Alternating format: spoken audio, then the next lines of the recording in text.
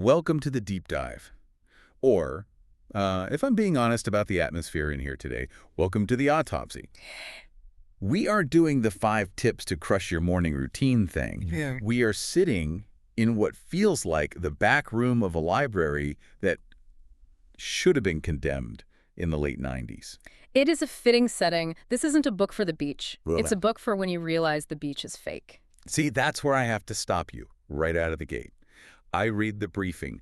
We are talking about tourists. Yar. I'm picturing the guy in the Hawaiian shirt, socks with sandals, clogging up the sidewalk in Times Square, taking his selfie in front of a tragedy while, I don't know, eating a churro. Mm-hmm.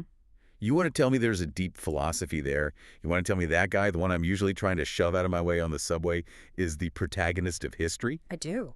It feels absurd. It feels like a joke. It is a joke, but that is precisely why it is terrifying. How so? Look, if you are looking for the tragic hero of the Greek plays or the noble revolutionary of the 19th century, stop looking. You are looking at a corpse. They're dead.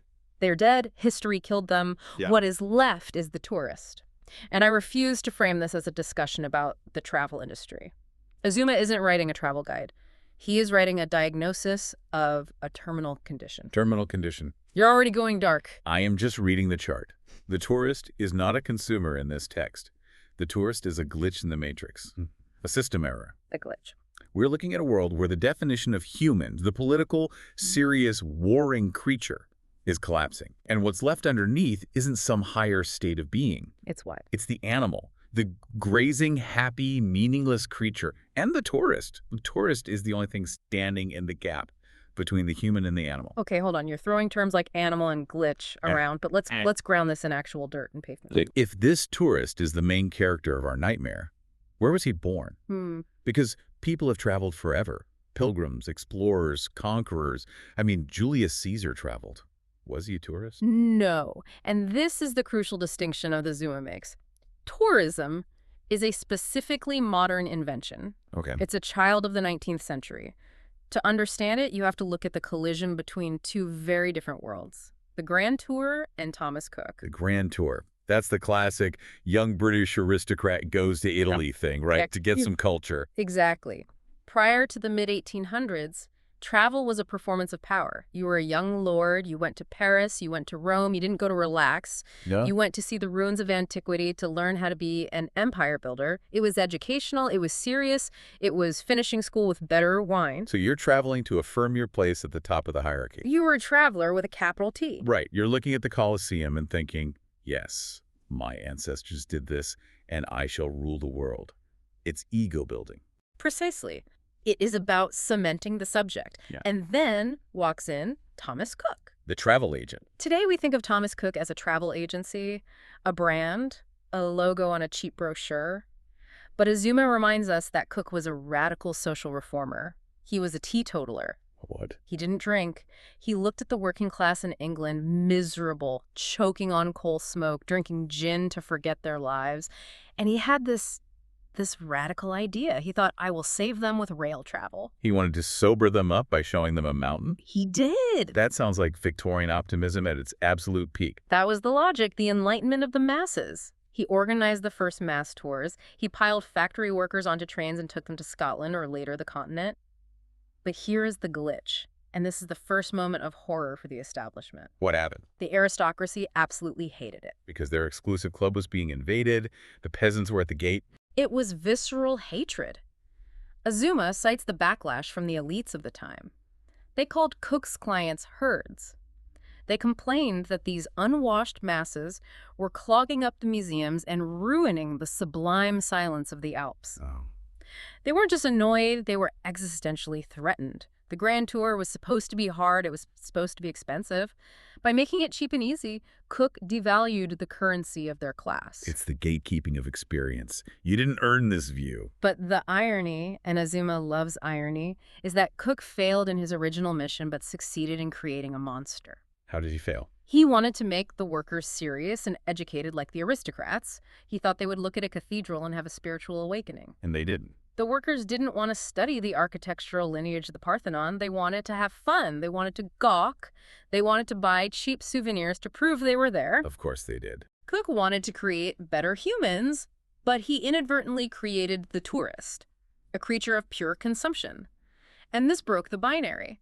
These people weren't serious political actors. They weren't there to conquer, but they weren't staying in their villages either. They were frivolous, moving bodies, and the system didn't know what to do with them. So the tourist is born out of this failure to be serious. They're just wandering around buying snow globes, and usually we dismiss that. I dismiss that. We all do. Serious people do politics. Serious people start wars or sign treaties. Frivolous people take selfies. But you're saying Azuma thinks this frivolity is actually a weapon. Not a weapon. A lens. A cracked lens, perhaps, but one that sees things the serious eye cannot. Azuma goes back to Voltaire's Candide. Think about Candide. He isn't an explorer. He's a victim. He just bounces from disaster to disaster, wars, earthquakes, inquisitions. Right. It's a comedy of errors, tragic errors. And because he is frivolous, because he has no power, he sees the mistakes in the world. Mistakes? You mean tragedies? I mean glitches in the logic of the world. The serious philosophers of his time, like Leibniz, argued we live in the best of all possible worlds. Right. They had to justify everything, even suffering, as part of God's plan or the state's necessity. The serious man looks at an earthquake and says, this is necessary for the balance of nature. Or this is for the glory of the nation, if it's a war. Exactly. The tourist looks at the earthquake and says, wow, that's messed up. That's the dark tourism angle, isn't it? Like people visiting Chernobyl or Auschwitz today. Yes. Why do we go to Chernobyl? It's not to relax. It's not really to learn history in the academic sense. You can do that in a library. You go to see it. You go to witness the failure of modernity. You go to see where the system broke. Azuma argues that frivolity, the lack of serious responsibility, is what allows the tourist to see these cracks. Because they're not invested in defending the system. If you are a serious politician or a serious ideologue, you have to justify the world. You have to explain away the horror. The tourist doesn't have to justify anything. The tourist just looks and says, this is broken, and takes a picture. That detachment is a form of truth-telling. It's the truth of the bystander. Yeah. But let's elevate this. You mentioned in the pre-show that Azuma brings in Immanuel Kant. He does. Now, usually when we talk about Kant and world peace, people get this warm, fuzzy feeling. They think of a federation of nations, everyone holding hands. But Azuma focuses on the third condition of Kant's perpetual peace. It's called the universal right of hospitality. Now, when I say hospitality, what do you think of? I think of a dinner party. Yeah. You invite me in, you give me wine, I sleep on your couch, we're friends, it's warm. And that is exactly what Kant does not mean. Kant is extremely cold here. Oh. He distinguishes between the right to be a guest and the right to visit. The right to be a guest implies intimacy. It implies you are welcomed into the community. Kant says, no state is required to do that. So what is the right then? The universal right of hospitality is merely the right to traverse the land and not be treated as an enemy. It is the right to conduct commerce. It is the right to approach, do business, and leave. So it's not make yourself at home. It's you can walk through my store, buy something, and then get out. It is the peace of the customer. And Azuma argues this is the blueprint for the tourist. Okay. The tourist brings peace not because they love the locals. Half the time, they don't even speak the language. They don't understand the culture. They might even be rude. They bring peace because they are indifferent. Indifferent. They are there to look, to buy, and to leave. It is a cold peace, connection without intimacy. And in a world torn apart by hot, passionate, ideological wars, that cold indifference might be the only thing keeping us from killing each other. That is a bleak version of peace. Yeah. I won't kill you because I want to buy a keychain from you. It is. It reduces human interaction to a transaction. It does. But look at the alternative. This is where we have to confront the structure of the world we actually live in. Azuma calls it the stratified world. Stratified. Layered. We aren't living in one world. We are living in a layer cake from hell. I'm listening. Break down the layers. Layer 1 is the world of the human.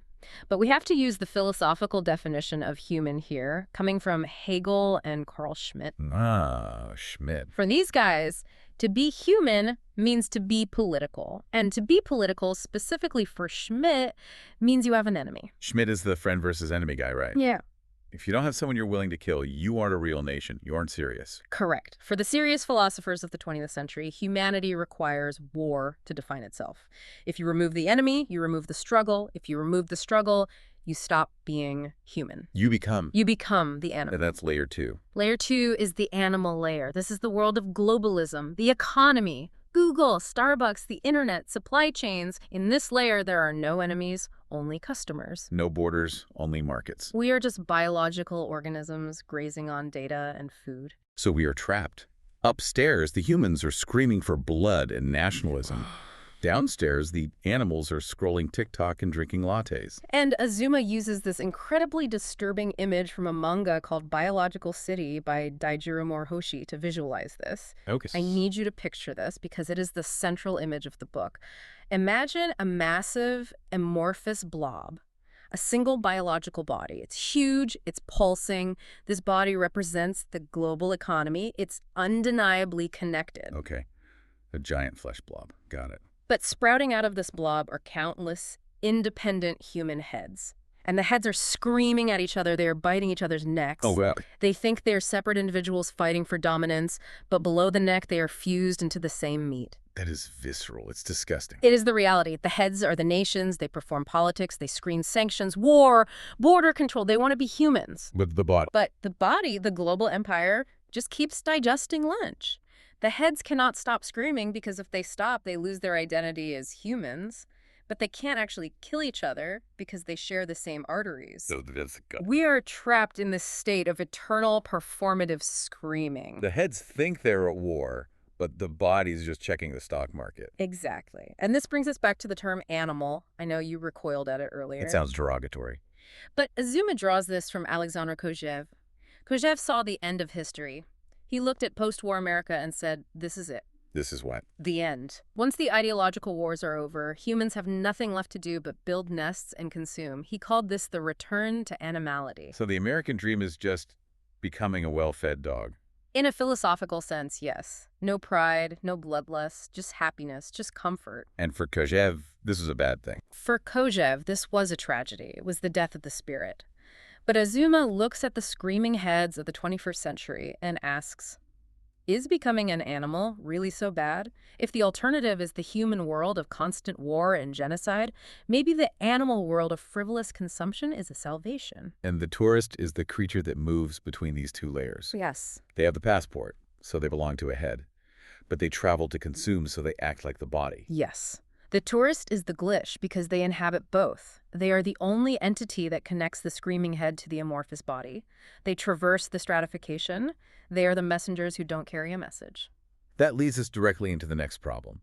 Because if the tourist is a messenger without a message, or a messenger who drops the letter in the mud, how is that political resistance? It sounds like nihilism. It sounds like just wandering around. This is where Azuma borrows from Jacques Derrida and the concept of misdelivery. Misdelivery. Traditional politics, think of Rousseau's general will, assumes perfect communication.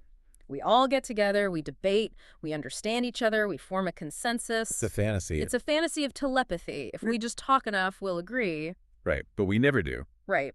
But Azuma argues that real resistance doesn't come from understanding. It comes from misunderstanding. Oh. Think about your own travels. You go to Paris, you have a plan.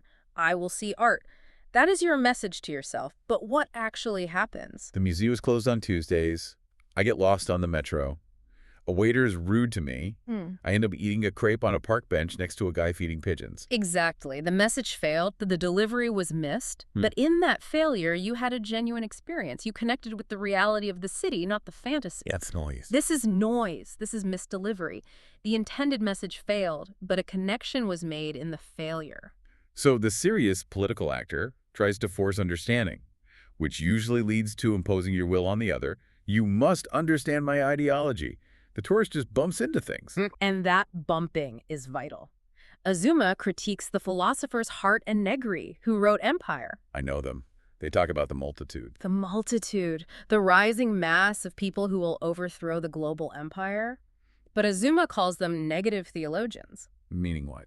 They are hoping for a miracle. They think the multitude will spontaneously unite through love and overthrow capitalism, Azuma says. That is a fairy tale. Right, it's leftist optimism. If we all just realize we're in this together, we'll hold hands and win. Exactly. Azuma proposes a correction. The postal multitude. The postal multitude. The tourist is the postal multitude. They are not united by love. They don't even like each other most of the time. They are united by the statistical probability of connection. They are weak links. Weak links. They don't link arms in a protest. They bump shoulders in a crowded market. Okay, the screaming heads on the blob is going to haunt my nightmares. But you mentioned the tourist is a glitch in this system. How, if the system is this biological monster, isn't the tourist just a parasite crawling on it? You would think so. But this is where Azuma brings in network theory to show us the math of resistance. Oh, great. He contrasts two types of networks, the small world network and the scale-free network. I'm going to need the For Dummies version of that. Yeah. I'm a philosopher of the street, not a mathematician. Think of a small world network, like a village. Everyone knows everyone. It's tight, it's secure, but it's insular. Right. If you are in the village, you are safe, but you are trapped. That is the nationalist world, the world of the head. Okay. And the other one, the scale-free. The scale-free network. This is the internet. It looks open, but it is actually dominated by massive hubs. Think of Google, Amazon, or the biggest airport hubs. The giants. These hubs connect everyone. If you look at the math, a scale-free network is actually a tyranny. The hub controls the flow. If you are just a normal user, you are powerless. You are just data feeding the hub. That is the world of the body. So we are trapped between the suffocating village and the tyrannical hub. Great options. Unless you have the tour. See, the hubs rely on efficiency. They rely on you doing what the algorithm predicts. People who bought this also bought that. They want you to travel in straight lines. But the tourist practices misdelivery. They move randomly. They go to a city to see a monument, but they get lost and end up drinking tea with a stranger in a back alley. They create a weak link. A weak link. Explain that. In network theory, a weak link is a connection between two clusters that shouldn't be connected. It's a shortcut that bypasses the hub. So it's an unexpected connection. By moving frivolously, by being inefficient, the tourist creates a mesh of these weak ties that the state can't monitor and the empire can't monetize. They rewire the world just by walking down the wrong street. It introduces chaos into the system, God. but not violent chaos. Just the chaos of, I took a wrong turn and found a cool shop. And in a world of algorithmic control, taking a wrong turn is a radical act. It is hacking reality with your feet. So we've got the math, we've got the politics, we've got the screaming heads. But Azuma doesn't stop there, does he? He pivots hard into literature. He does. He goes after the soul of this tourist, and he uses Dostoevsky to do it. This felt like a tonal shift in the text, but it really anchors the existential horror part of our discussion. It feels like a left turn, but it's essential. You cannot understand the psychology of the modern world without Dostoevsky. So where does he start? Azuma traces a lineage of characters in Dostoevsky's novels to show the evolution of the modern soul. He starts with the rational man. The utilitarian. Yes, represented by the ideas of Chernyshevsky. This is the man who believes in the Crystal Palace. The Crystal Palace was a real building in London, a marvel of glass and steel. For the rational man, it is the ideal. It is a world of perfect transparency, perfect reason, perfect happiness. It's globalism fully realized. Yeah. No secrets, no suffering. And Dostoevsky hated it. He loathed it. Why? Because if you have perfect happiness and perfect reason, do you have free will? If 2 + 2 always equals 4, do I have the freedom to say it equals 5? This gives birth to the second stage, the underground man. The underground man is the one who rejects the Crystal Palace. He's the contrarian. He chooses suffering. He chooses to have a toothache just to prove he can feel pain that isn't rational. He is the ancestor of the modern terrorist. That's a heavy connection. The terrorist isn't fighting for a political goal necessarily. They're fighting to prove they exist against the crushing weight of the system. Exactly. They break the glass of the Crystal Palace just to prove it can be broken. But Azuma says this is still a trap.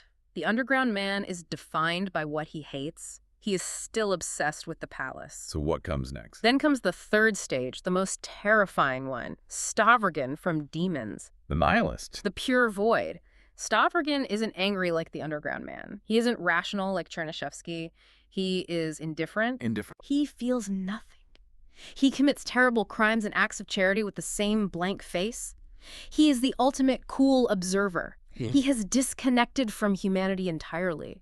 For a long time, intellectuals thought this was the end point. The cool, detached irony of the postmodern age. Yes. But Azuma says there was a fourth stage, a final subject. Yeah. And he lands on the impotent father. He does. I have to tell you, as a branding exercise, impotent father is a disaster. Nobody wants to be the impotent Well, father. it sounds weak, doesn't it? But think about the alternative. The potent father is the authoritarian, the king, the dictator. Someone who imposes his will. His DNA, his law on the world. He forces the world to make sense. And what happens when you try to force the world to make sense today? You get violence. You get the screaming heads. You do. So the impotent father is, what, the dad who just lets the kids burn the house down? No. He is the father who is present but refuses to dominate. Azuma points to Alyosha in The Brothers Karamazov. He is surrounded by children. He loves them. He listens to them. He connects with them. But he does not try to own them. And this is the tourist. Think about it.